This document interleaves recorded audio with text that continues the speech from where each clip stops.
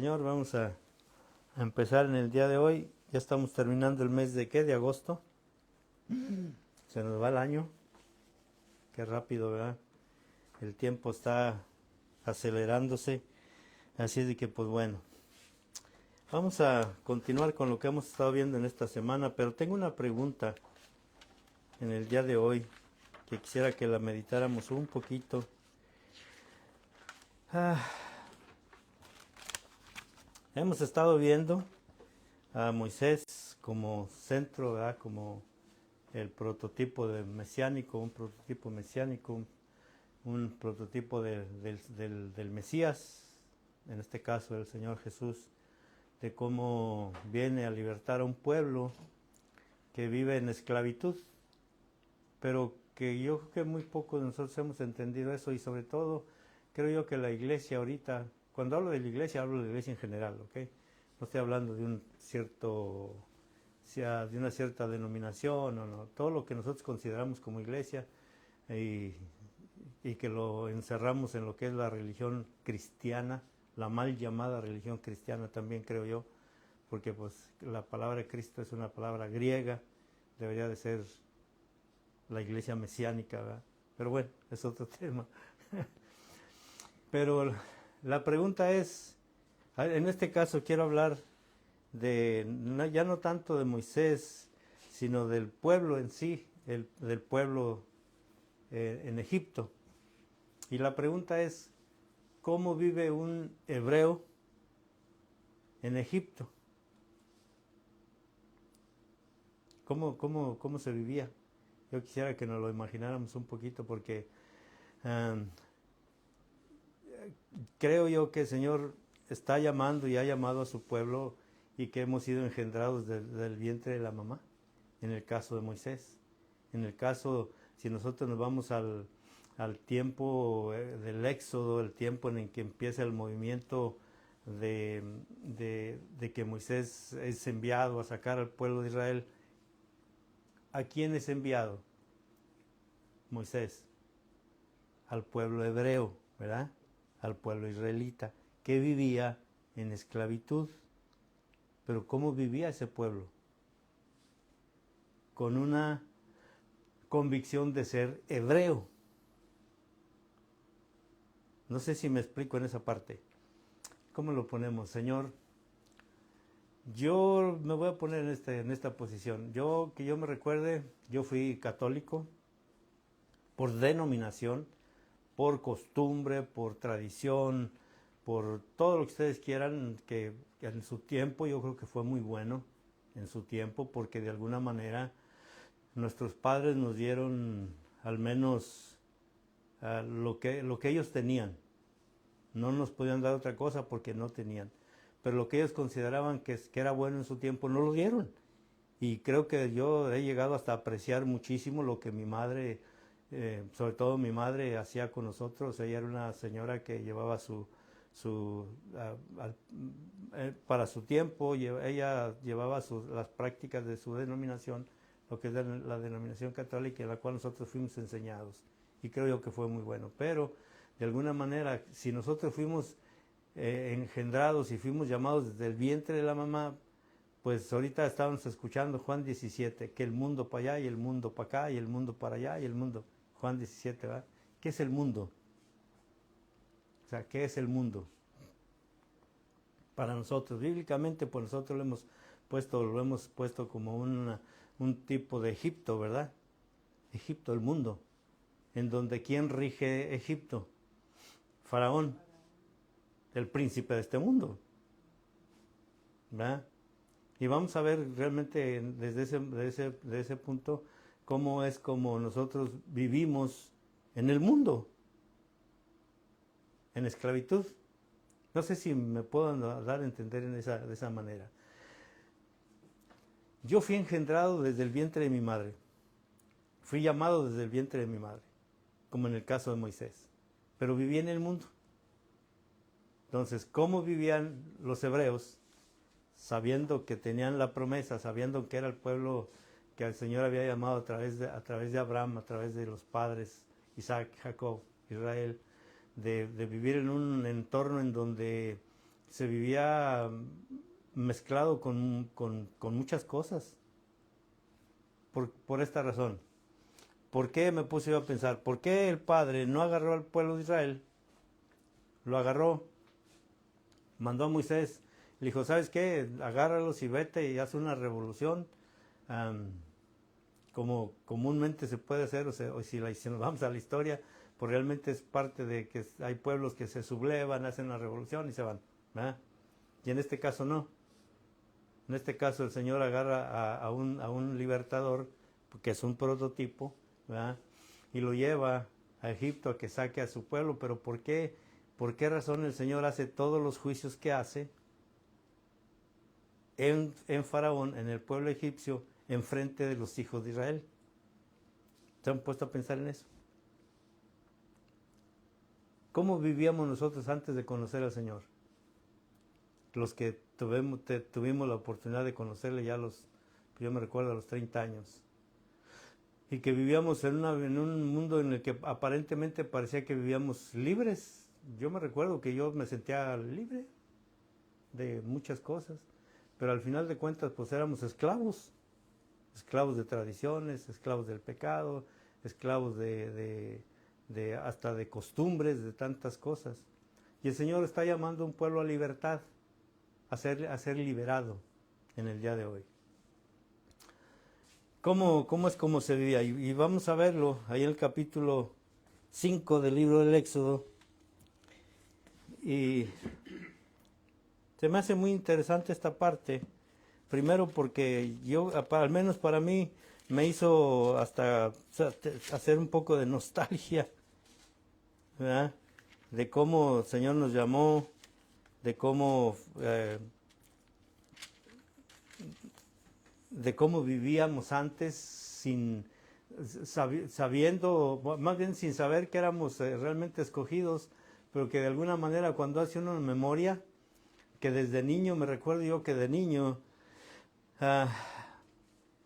no sé qué edad tendría porque no quiero echar mentiras, mi madre tenía un baúl, de aquellos baúles viejos donde se guardaban los papeles importantes, no sé si a ustedes les pasó, ¿verdad? Estaban las actas de nacimiento, estaban las actas de matrimonio, estaban las escrituras de la casa y todo eso, y estaban en un baúl, me recuerdo que era un baúl así como de madera, muy, muy, muy bonito, que estaba ya mero arriba en los famosos roperos, tampoco no sé si recuerdan los roperos, no sé, los hermanos que son de otra nacionalidad, pues eran muebles en donde se ponían en las casas, ¿verdad?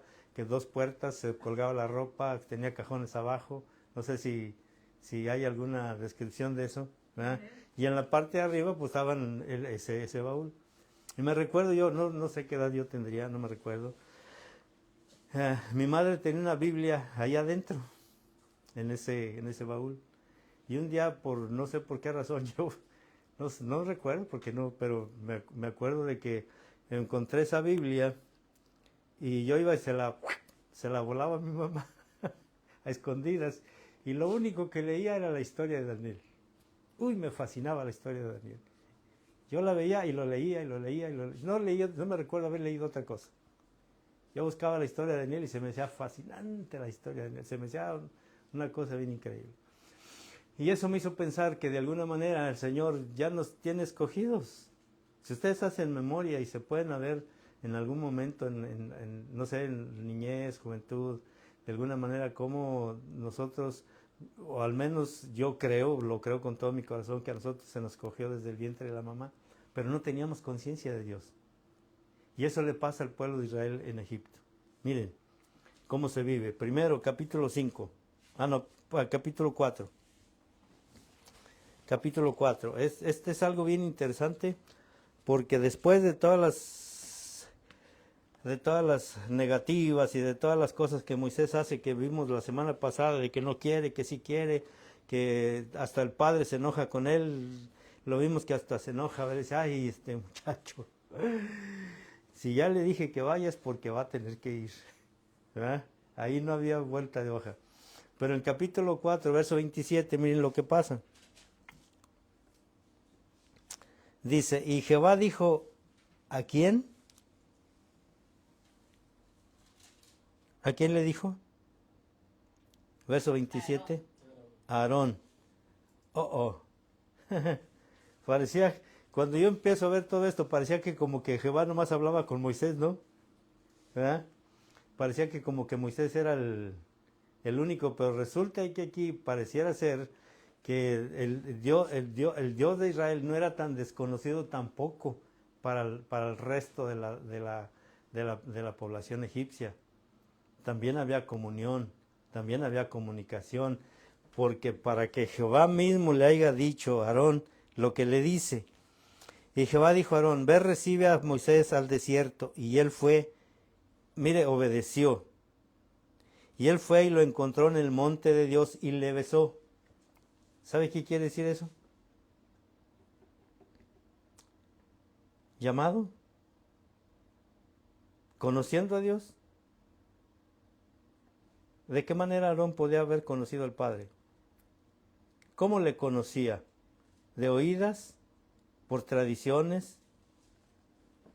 ¿Porque eran hebreos, israelitas? ¿En dónde vivían? Ese es el punto. ¿En dónde estaban en ese momento? ¿En dónde?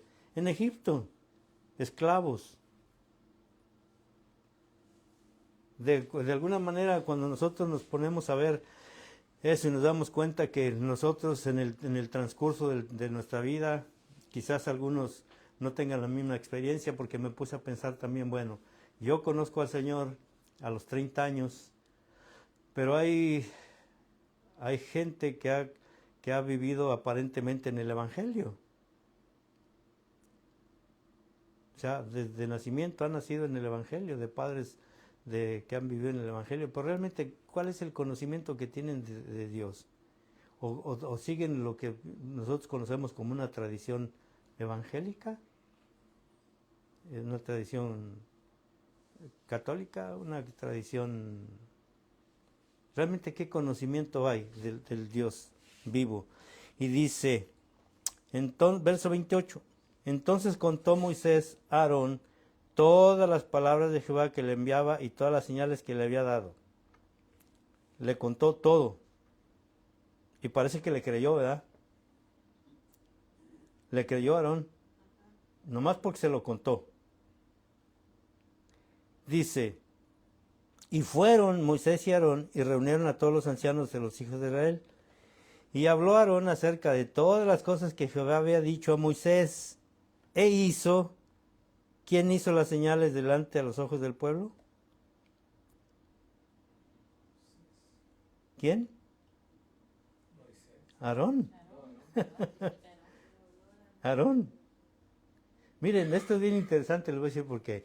En primer lugar, porque yo me quedé pensando, dije, no es necesario, perdón, no necesariamente tiene que ser el líder el que tenga todo el conocimiento, el que tenga toda la revelación, el que tenga todo.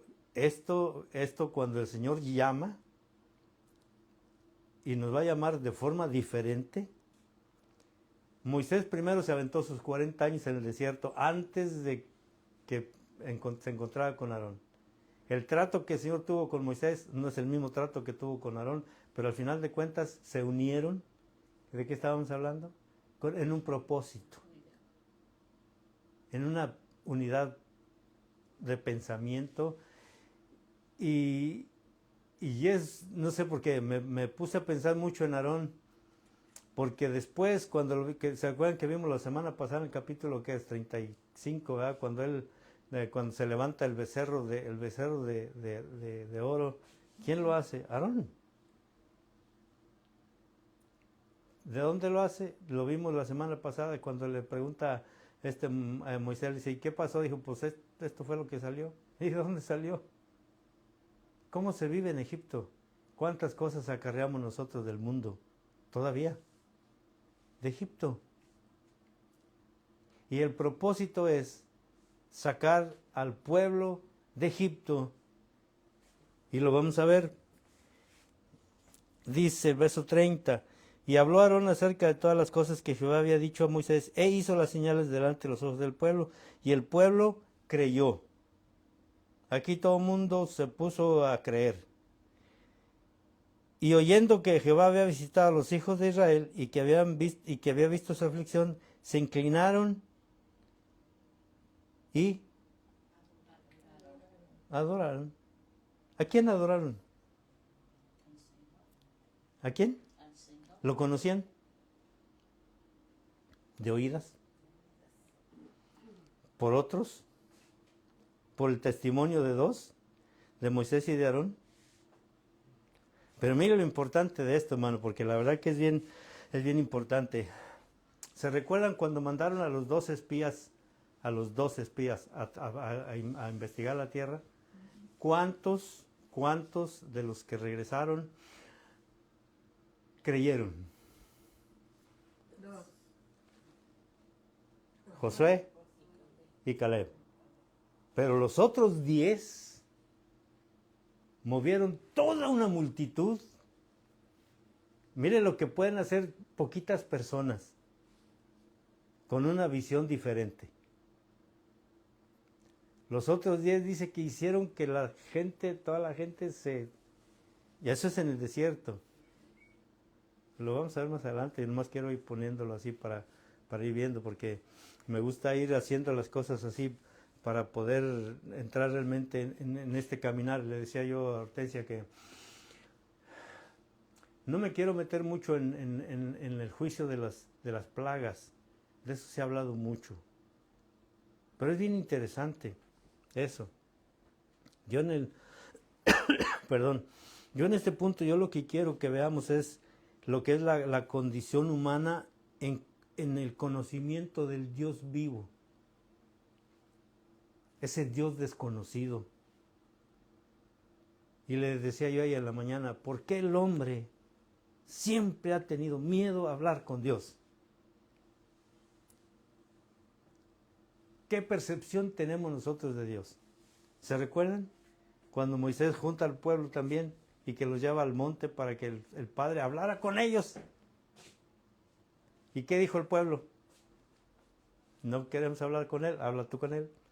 Porque la percepción que se tiene es que es un Dios terrible. Hasta como un Dios malo. Un Dios muy rígido, un Dios castigador. Y a veces es lo que nos han enseñado a nosotros, de que le fallas tantito y te va a cortar el cuello. O le fallas en una cosa chiquita y te vas a ir al infierno. Te va a consumir. ¿Realmente conocemos al Padre? ¿La iglesia le conoce al Padre realmente? Realmente, como nos hablaban ahorita en la mañana, realmente podríamos llegar a tener esa comunión y esa comunicación con el Padre como el mismo Yeshua, Mesías precioso, tenía con él. Esa es la idea, de que realmente nosotros podamos conocerlo así. Pero entonces ahora vamos a ver, capítulo 5, verso 1. Después de esto dice que Moisés y Aarón entraron a la presencia de Faraón y le dijeron, así de simple le dijeron, Jehová el Dios de Israel dice así, deja ir a mi pueblo a celebrar mi fiesta en el desierto. Claro y sencillo. Este es el mensaje, deja ir a mi pueblo. Y la respuesta de Faraón, ¿qué dice? ¿Quién es Jehová? ¿Qué dice el mundo ahorita, hermanos? ¿Qué dice el mundo? Mire, ahorita con esto de las redes sociales, desafortunadamente la mayoría, sobre todo de la juventud, entre los 30 hacia abajo, en todas las cosas que yo estuve viendo de entrevistas que hacen, hay gente que sale a la calle a preguntar, ¿crees en Dios? Y se puede decir que hay una estadística de que casi no quiero echar mentiras porque no me recuerdo exactamente bien, pero hay un porcentaje muy, muy, muy, muy altísimo de la gente que la mayoría dice que no cree que hay Dios. Y sobre todo en ese rango de edades. Muchos se autonombran gnósticos, escépticos, ateos. Padre mío, es increíble el desconocimiento de Dios, no de Jesús, porque Jesús es muy debatible. Jesús se debate mucho, pero Dios, el Creador, Dios el Padre, el Padre de Jesús, el Padre que realmente nosotros deberíamos de tener esa comunión con Él, porque ya se puede. ¿Y es a través de quién? De Jesús, a través del Hijo. A través del Hijo. Ahora, vamos a ver cómo se vive esto. ¿Cómo se vive en Egipto siendo hebreo? O sea, ellos tenían la convicción de ser hebreos, de ser israelitas, pero ¿cuántos de nosotros hemos sido llamados y no sabemos o no hemos entendido que el Señor nos engendró desde el vientre de la mamá y nos ha llamado? Dice el verso 2, y Faraón respondió, ¿quién es Jehová para que yo oiga su voz y deje ir a Israel? Yo no conozco a Jehová ni tampoco dejaré ir a Israel. ¿Qué miran en ese versículo? ¿Mm? ¿Qué más? Rechazo. ¿Quién es Jehová? Para que yo obedezca, para que yo, nomás porque me vienes a decir que deje ir al pueblo, ya lo voy a dejar así, nomás porque sí. O sea, ya que se vayan. Si nosotros lo vemos bien y si se fijan bien, Faraón tipifica al príncipe de este mundo, el diablo, Satanás. Eso es lo que tipifica. ¿Y qué es lo que hace Satanás? Realmente, ¿qué es lo que este Faraón hace? Verso 3, y ellos dijeron, el Dios de los hebreos nos ha encontrado. ¿El Dios de quién? De los escogidos, del pueblo escogido, del pueblo que ha sido llamado y que quizás a lo mejor vive en Egipto, pero no se ha dado cuenta que ha sido llamado. Dice, verso 3, y ellos dijeron, el Dios de los hebreos nos ha encontrado, iremos pues ahora camino de 3 días por el desierto y ofreceremos sacrificios a Jehová nuestro Dios, para que no venga sobre nosotros con peste o con espada. Entonces el rey de Egipto les dijo a Moisés y Aarón, ¿por qué hacéis cesar al pueblo de su trabajo? Volved a vuestras tareas. Dijo también Faraón, he aquí el pueblo de la tierra ahora es mucho, y vosotros le hacéis cesar de sus tareas. ¿Qué le dice eso? Trabajo. Trabajo, trabajo, trabajo, trabajo, trabajo, trabajo, trabajo. Estuve viendo desde el inicio de cómo se inicia en la revolución industrial, de cómo se empieza a abandonar el campo en los años, creo que son 1800 por ahí, no me recuerdo exactamente, soy malísimo para las fechas, yo le pido al Señor que me ayude tanto con eso, a veces necesito estar anotando todo eso, pero de la revolución industrial, cuando se empieza a abandonar el campo y empiezan las gentes a venirse a las grandes ciudades, a las compañías, que se empiezan a ver las textileras, se empieza a ver todo ese tipo de cosas, y cómo se va condicionando al hombre a una esclavitud. Resulta de que en Inglaterra había gente que trabajaba hasta de 10, 12 hasta 14 horas diarias para un sueldo miserable. ¿Y quién tenía el control? Los ricos, los poderosos, los que siempre se han sentido dueños del mundo. ¿Y cómo se empieza a condicionar la mente del hombre? Después se inventan la escuela para los niños, adoctrinarlos. ¿A qué horas entran los niños a la escuela? A las 8 regularmente. ¿A qué hora salen? ¿A qué horas un obrero empieza a trabajar? ¿A qué hora sale? Desde niño no se condiciona la mente del hombre para meterlo en una esclavitud, para que gane nomás una miseria por el trabajo que hace. Me recuerdo mucho al presidente Mujica. Él me gusta mucho, una vez lo escuché decir a él que nosotros no compramos las cosas con dinero, las compramos con tiempo. El tiempo que nosotros dedicamos a ganar dinero Eso es lo que nos cuestan las cosas. ¿Y sabe qué es eso? Esclavitud. ¿O no? ¿Esclavizados en una tarjeta de crédito? ¿No es esclavitud?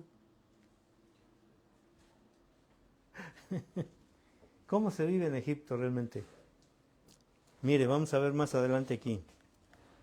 ¿Qué es lo que el diablo realmente, el mundo, lo que tipifica el mundo hace para que el hombre, después de que se le llama, se vea tan agobiado que no pueda responder al llamado de Dios a su pueblo? Dice en el verso 6, y mandó Faraón aquel mismo día a los cuadrilleros del pueblo que lo tenían a su cargo y a sus capataces, diciendo, de aquí en adelante no daréis paja al pueblo para hacer ladrillo como hasta ahora. Vayan ellos y recojan por sí mismos la paja. Y les impondréis la misma tarea de ladrillo que hacían antes y no les disminuiréis nada porque están ociosos. ¿Qué es ociosidad? ¿Qué es estar ocioso? No hacer nada. ¿Pero no estaban haciendo nada? Estaban esclavizados. Y sabe que desafortunadamente a nosotros se nos ha ido en eso, en que tenemos que hacer. Y pareciera ser que entre más hacemos, a veces menos resultados hay, a veces más trabajamos, porque yo creo que lo que pasa en este tiempo es que si el Señor nos está llamando a libertad, nos está llamando a salir de Egipto, pues también tenemos que liberarnos muchas veces de toda esa mentalidad. Ahora, ¿por qué el Señor hace esto? ¿Para qué lo hace? ¿Por qué la pregunta es de nomás agarrar al pueblo de Israel y lo saco y me lo llevo? ¿Sabe que hasta el día de hoy yo creo que seguimos estando bien contaminados? Pero contaminadísimos. Voy a leer nada más algunos versículos. Dice en el verso 8, y les expondré la misma tarea de ladrillos que hacían antes y no les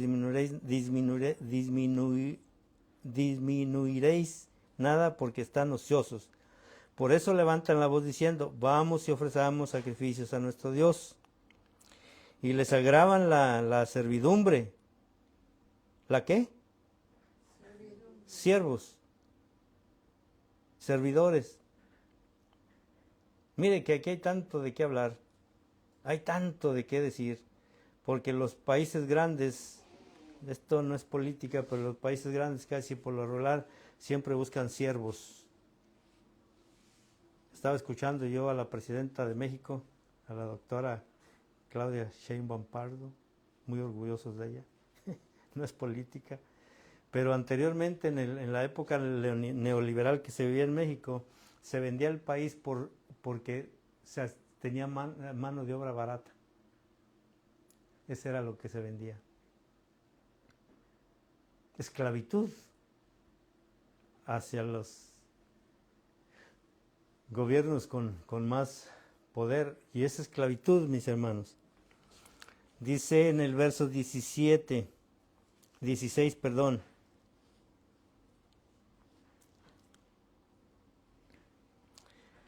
Dice, no, dice, del 15, por favor.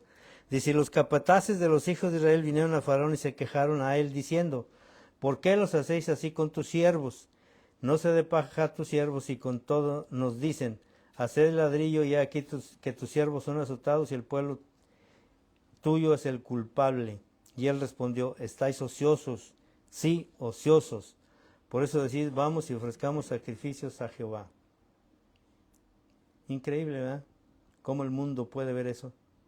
¿Cómo el mundo puede ver que los que asistimos a algún culto, algún lugar, pareciera ser como que perdemos el tiempo, ¿verdad? O al menos eso han tratado de hacernos ver, o han tratado de hacernos ver que la iglesia es para viejitos como nosotros. ¿Verdad? ¿Y dónde están los jóvenes? ¿Dónde está el conocimiento de Dios para la gente joven? No hay conocimiento, hermano, de Dios sobre la tierra.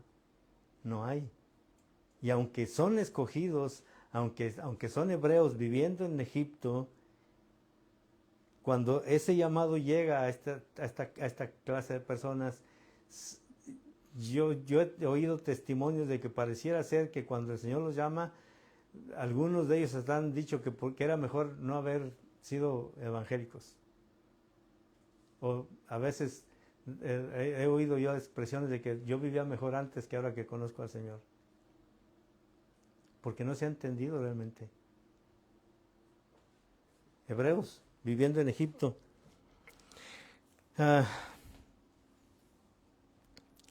Dice capítulo 6. Capítulo 6.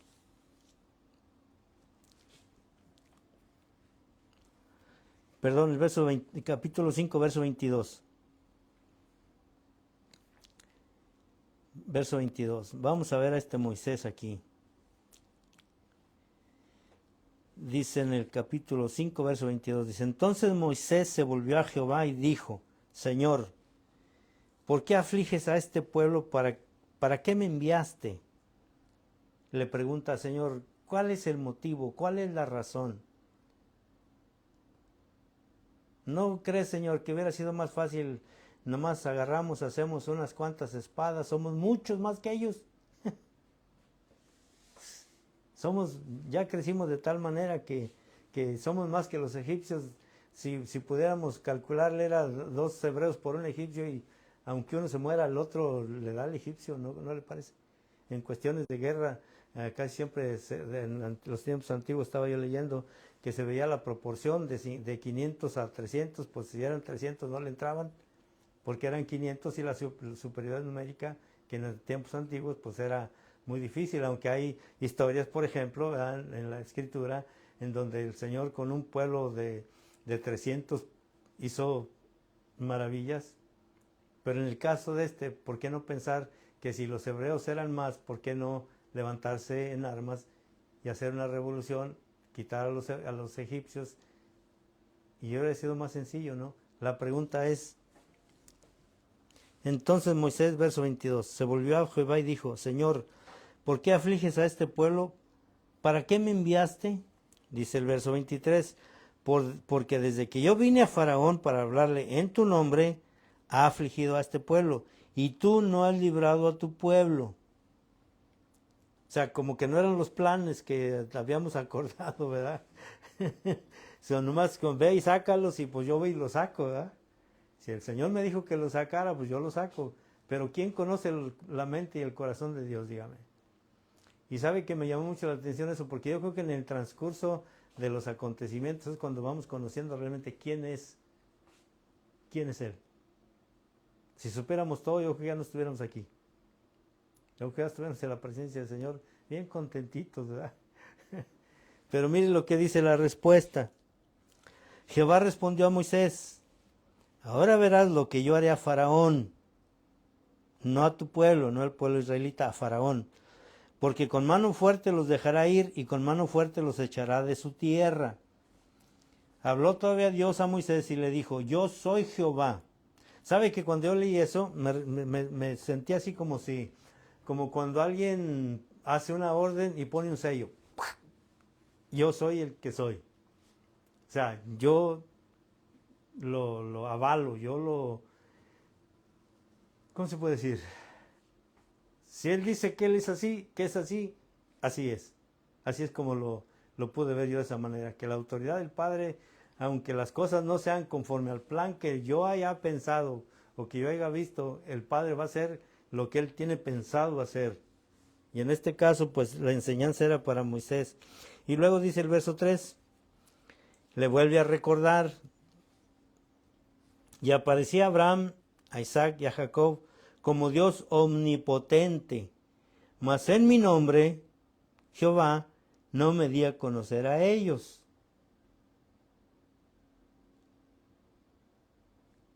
¿Cómo entonces le conocieron a Abraham, Isaac e Israel o Jacob? Porque si nosotros vemos la historia de Abraham, Padre mío, es que ¿verdad? Se ponen a pensar, Señor, pues para que yo escuche tu voz y que me digas, vete, sal de tu tierra y de tu parentela y vete, no, eso no es una cosa muy pequeña. Esa es una amistad, una relación. El mismo padre lo llama amigo. Abraham. ¿Qué es lo que entonces se quería mostrar aquí el padre? ¿De qué manera se quería mostrar él? Al pueblo, a los hebreos viviendo en Egipto. Ya lo he repetido muchas veces, pero lo quiero repetir. A los hebreos, a los llamados, viviendo en un mundo en el que no era el ideal, no era en donde ellos habían sido llamados a vivir. Todavía había un proceso que tenía que pasar.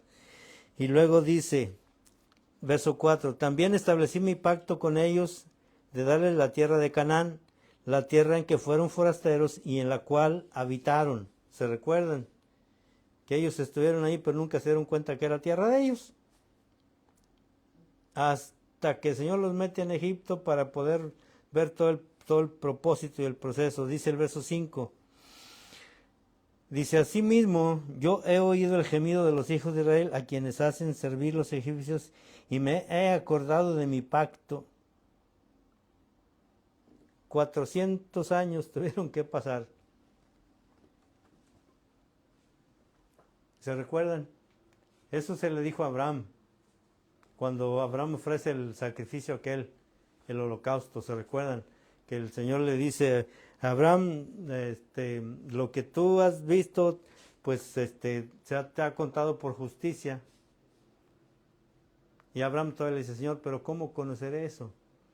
El Señor le dice, tráeme unos animales y ofrécelos en sacrificio. Y dice que Abraham se queda ahí todo el día y llega la noche y aquello no parece ser que no parece nada. Y de pronto dice que llega fuego del cielo y consume la ofrenda. Y entonces el Padre le dice, por eso tu pueblo va a ir 400 años, tu descendencia 400 años va a ser esclavizada. Y el Padre se acuerda de eso. ¿Cuántas generaciones y cuántas cosas no han pasado para que en el día de hoy nosotros estemos aquí? ¿No se han puesto a pensar en eso? ¿Cuántas cosas hay detrás de la historia de nosotros, de nuestros ancestros, para que nosotros en este momento, en este tiempo, estemos abriendo los ojos y reconociendo al Dios de Israel, al Dios que todo lo puede,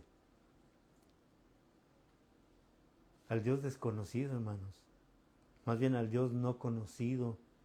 ¿Se recuerdan lo que Saulo de Tarso vio cuando llegó ¿a dónde llegó?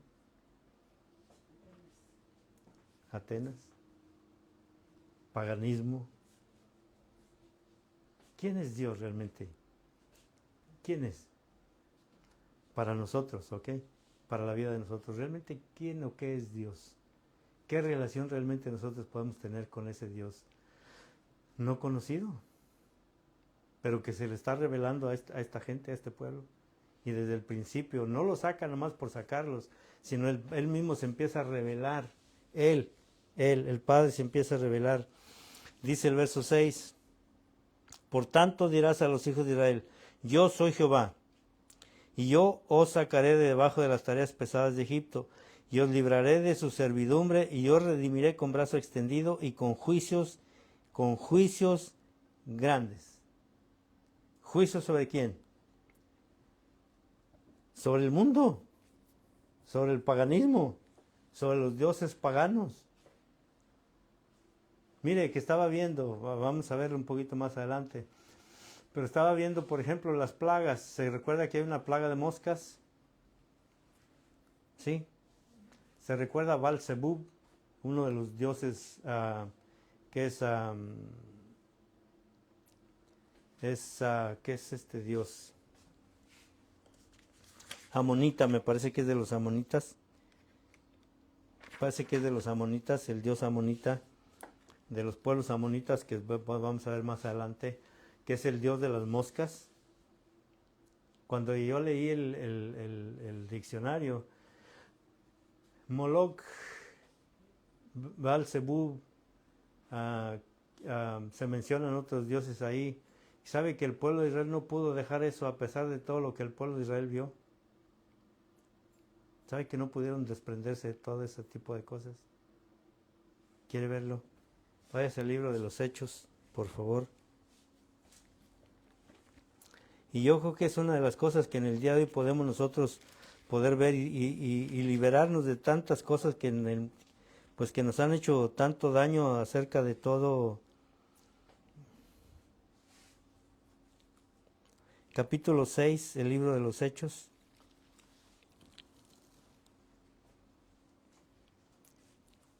Vamos a ver aquí un hombre que no es de los 12, me llamó mucho la atención que no es de los 12, Esteban.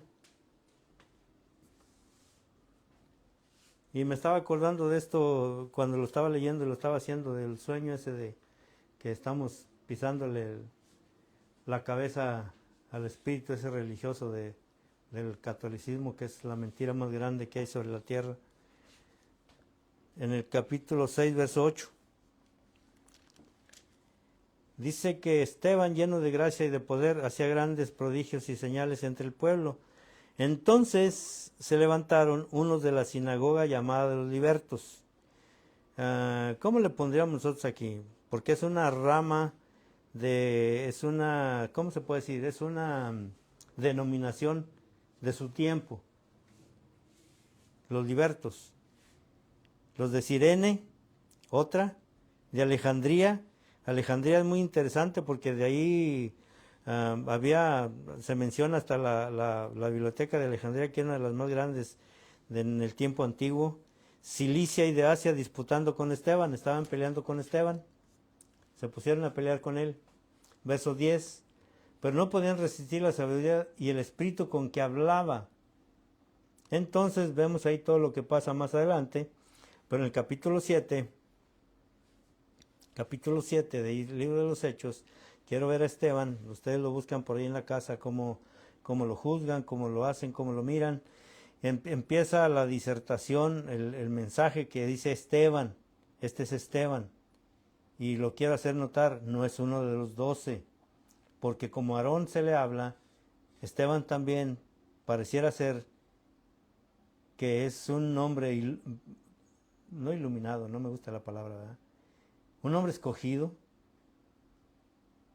que de esas veces que a veces nosotros esperamos ver que nomás los 12 eran los que tenían toda la autoridad y todo el conocimiento, pero en esta parte dice, el verso 7, capítulo 7, verso 1, y el sumo sacerdote dijo entonces, ¿es esto así? Le preguntan a Esteban, porque en el verso 15 del capítulo 6, dice que entonces todos los que estaban sentados en el concilio, ¿saben qué es el concilio, verdad?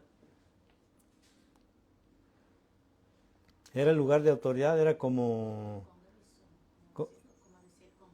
Sí, como el Congreso, esa es la palabra, es como el Congreso, en donde se ejercía gobierno, en donde se ejercían hasta leyes, en donde se hacía todo eso. Bueno, ahí es en donde ponen a Esteban, mire lo que dice Esteban. Le preguntan, ¿es esto así? Y él dijo, Esteban dice, varones hermanos y padres, oíd, el Dios de la gloria apareció a nuestro padre Abraham estando en Mesopotamia antes que morase en Harán. Y le dijo, sal de tu tierra y de tu parentela y ve la tierra que yo te mostraré. Bueno, ese es Esteban. Ahora, en el mismo discurso de Esteban, en el verso 19, verso 18, 7:18, dice, hasta que se levantó en Egipto otro rey que no conocía a José. Este rey, usando de astucia con nuestro pueblo, maltrató a nuestros padres a fin de que expusiesen a la muerte a sus niños para que no se propagasen. ¿Saben de qué está hablando Esteban, verdad? De la historia del Éxodo, de la historia de cuando Faraón mata a los niños. Miren hasta dónde se viene a hacer y hasta dónde se les viene a recordar. Y lo interesante de esto es porque cuando Esteban hace esto, lo hace ante ¿quién? Hasta el concilio. Ante los que se supone que deberían de saber, se supone que deberían tener todo el conocimiento de Dios el Padre. Y miren lo que dice. Verso 19. Y este rey, usando de astucia con nuestro pueblo, maltrató a nuestros padres a fin de que expusiesen a la muerte a sus niños para que no se propagasen. En aquel mismo tiempo nació Moisés, y fue agradable a Dios, y fue criado 3 meses en casa de su padre. Pero siendo expuesto a la muerte, la hija de Faraón le recogió y le crió como a hijo suyo. Y fue enseñado Moisés, mire este verso 22. Y fue enseñado Moisés con toda la sabiduría de los egipcios.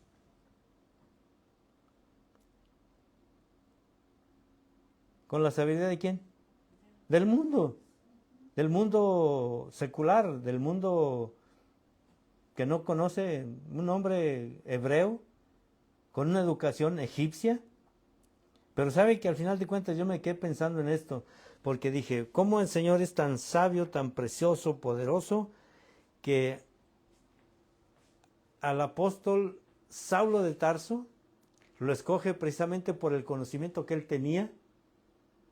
Porque él fue criado a los pies de Gamaliel, uno de los maestros de la ley, y ese mismo conocimiento era el que le iba a servir para entonces mostrar que el Señor Jesús era el Mesías, era el Cristo. Entonces era necesario que Moisés pasara por ese proceso, que fuera llevado ante la hija de Faraón. Ahora, esto es historia y bien bonito, se mira bien bonito, pero ahora traduzcámoslo a la vida de nosotros.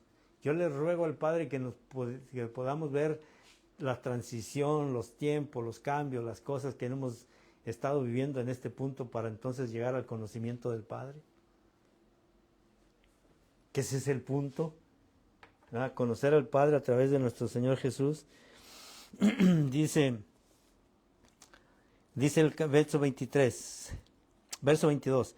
Y fue enseñado Moisés en toda la sabiduría de los egipcios, y era poderoso en sus palabras y obras. No era cualquier. Habrá que ver que, bueno, eso es lo que dicen. Yo no creo en eso. Yo no creo que él era tartamudo. Yo creo que es una de las cosas que a veces nosotros ponemos, por ejemplo, yo no soy un buen orador. ¿O sí? Pero quieren que les cuente la experiencia de cuando la primera predicación que yo hice. ¿Sí? Ok. Me recuerdo que en la iglesia donde yo estaba nos daban oportunidad, de esa vez me acuerdo que nos dieron la oportunidad de compartir y me dijeron que me preparara. No, mano, yo me preparé, como no tiene idea. No, hombre, yo dije, ahorita yo el mundo me lo como. Aquí toda la gente se va a convertir. Y resulta de que me paro a predicar y estaba el pastor, el hermano pastor de ese tiempo, sentado ahí en la silla ya, como viéndonos a ver qué estábamos haciendo. Miren, mis hermanos, cuando yo me paro a predicar ahí, se me quedó la mente en blanco. Y me acuerdo muy bien que el hermano se para y me abraza así con el hombre y dice, no te preocupes, así nos pasa casi la primera vez. Y me mandó a sentar. ¿Elocuencia? No, yo, imagínense después de ese tiempo, después de ese momento dije, no, pues yo no sirvo para esto. Pues si me voy a quedar así con la mente en blanco, pues como, se me quedó la mente en blanco, hermanos, de verdad, mi Señor sabe que no estoy mintiendo. De todo lo que yo tenía que iba a predicar, no supe qué decir, no supe qué hacer. Pero después con el tiempo me di cuenta que pues es parte de no es lo que yo quiero decir, no es lo que yo quiero transmitir, es conocer el pensamiento del Padre. ¿Qué necesidad tiene la iglesia? Porque no es mi necesidad, pero aparte de mi necesidad, pues puede ser que sea mi necesidad, pero también es parte de todo lo que nosotros somos, de todo lo que pensamos, de todo lo que sentimos. Porque yo no creo que seamos muy diferentes. Habrá aquí algún marciano por ahí que no. Bueno, yo no, ¿verdad? Yo soy de la Tierra, no vengo de Marte. Y luego dice en el verso 21. 23, perdón. Sí. Dice, cuando hubo cumplido la edad de 40 años, le vino al corazón de visitar a los hermanos, los hijos de Israel, y al ver que uno era maltratado, lo defendió, e hiriendo al egipcio, vengó al oprimido. pero él pensaba que sus hermanos comprendían que Dios le daría libertad por mano suya. Pareciera ser que como que ya Moisés tenía la intención de liberar al pueblo, ¿verdad? Porque miren lo que Esteban dice, porque cuando yo vi a Esteban, dice que cuando esta gente ven que su rostro se ilumina es porque realmente estaba hablando del corazón de Dios. ¿Y de qué estaba hablando? De lo que había pasado, ¿cuántos años? Cientos de años. ¿A quién le estaba hablando? ¿Al pueblo que conocía a Dios? ¿Al Dios de Moisés? No, estaban igual. Igual. Y en nuestro tiempo es lo mismo. Es lo mismo, realmente no hay conocimiento de Dios sobre la tierra. Dice más adelante.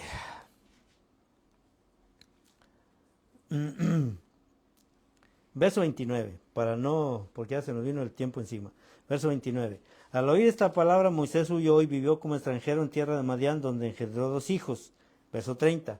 Pasados 40 años, otros 40 años, un ángel se le apareció en el desierto del monte Sinaí, en la llama de fuego de una zarza. Entonces Moisés, mirando, se maravilló de la visión, y acercándose para observar, vino a él la voz del Señor, y le dice todo lo que ya leímos, ¿verdad? Entonces, quiero que nos vayamos hasta el verso 38.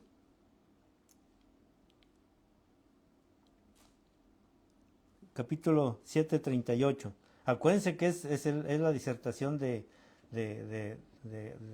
Esteban, hablándole a su pueblo, hablándole a los hebreos, al mismo pueblo hebreo que sale de Egipto. Dice, verso 38, este es aquel Moisés que estuvo en la congregación en el desierto con el ángel que le hablaba en el monte Sinaí, y con nuestros padres, y que recibió palabras de vida que darnos, al cual nuestros padres no quisieron obedecer, sino que le desecharon, y en sus corazones se volvieron a Egipto. Y lo menciona lo del becerro. Pero nos vamos a ir hasta el bueno, lo voy a leer, ¿verdad? 40. Cuando dijeron a Aarón, haznos dioses que vayan delante de nosotros, porque a este Moisés que nos sacó de la tierra de Egipto, no sabemos qué le haya acontecido. Se les perdió la visión del líder. Verso 41. Entonces hicieron un becerro y ofrecieron sacrificio al ídolo, y en las obras de sus manos se regocijaron. Y Dios se apartó y los entregó a que rindiesen culto al ejército del cielo. ¿En dónde? En el desierto. Como está escrito en el libro de los profetas. Pregunta, ¿acaso me ofreciste víctimas y sacrificios en el desierto por 40 años, casa de Israel? Les pregunta a la casa de Israel, al pueblo al que Esteban le estaba hablando, haciendo referencia del proceso del tiempo en el que el Señor saca a su pueblo de Israel. Y miren lo que dice el verso 43, hermanos. Antes bien, llevasteis el tabernáculo de Moloc y la estrella de vuestro dios Renfán, figuras que os hiciste para adorarlas, y dice, os transportaré más allá de Babilonia. ¿En dónde llevaban esta gente? En el desierto. Se desprendieron de toda la idolatría de que habían vivido en Egipto. Se desprendieron de eso. Mire, quiero leer esto ya para terminar. El diccionario dice, Renfán, hablando de Renfán, dice, es falso dios cuyo emblema era una estrella en el desierto. Los israelitas adoraban a este ídolo. Renfán se corresponde con Raifán, que es una transcripción alterada de la Septuaginta de Kewan, equivalente al acrónimo Caimanú, sobrenombre sirio de Saturno, asimilado al dios Kiun. Las estrellas del cielo. En el desierto. ¿No le suena familiar eso? Vamos a ver quién es este Kiun que se menciona nada más una sola vez en el libro de Amós. Miren lo que dice de Kiun. el otro que se menciona ahí, que van con ellos, dice, nombre que figura solo una vez en la Biblia, en hebreo, en Amós 5:26, si lo quiere anotar. 5:26, Amós 5:26. Ya no voy a leerlo, pero la próxima vez lo leemos, pero si quiere léalo ahí. Dice, es posible que se refiera al planeta Saturno, al que los sirios denominaban Kewan o Caiván, y al que consideraban como nefasto. En el Nuevo Testamento recibe el nombre de Renfán en el discurso de Esteban. Ve la importancia de que el Señor haya llevado sus juicios en Israel, en Egipto, para que el pueblo de Israel viera que los dioses no son dioses, que todo lo que a veces consideramos Dios con letra minúscula no es Dios, sino solamente el Dios de los cielos, el Dios de la tierra, y que es al que nosotros deseamos con todo nuestro corazón conocer, y aparte de conocer, que Él se pueda, que Él quiera, más bien, porque Él puede, ¿verdad? Que Él quiera revelarse a su pueblo, al pueblo que lo busca y que lo busca de corazón, y que lo busca a través de su Mesías, a través del Hijo. Voy a dejarlo ahí, vamos a orar, vamos a pedirle al Padre que nos ayude con esto.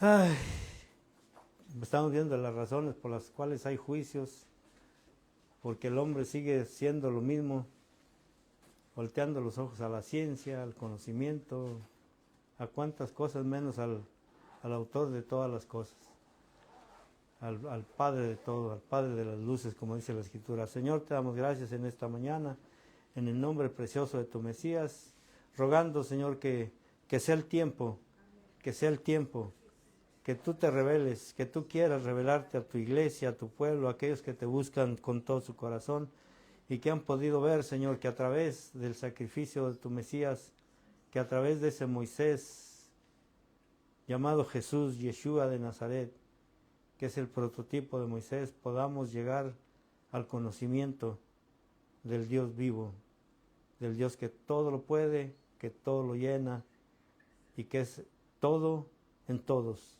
como dice tu palabra. Gracias, Señor, en el nombre, una vez más, de Yeshua de Nazaret. Gracias, Señor. Amén.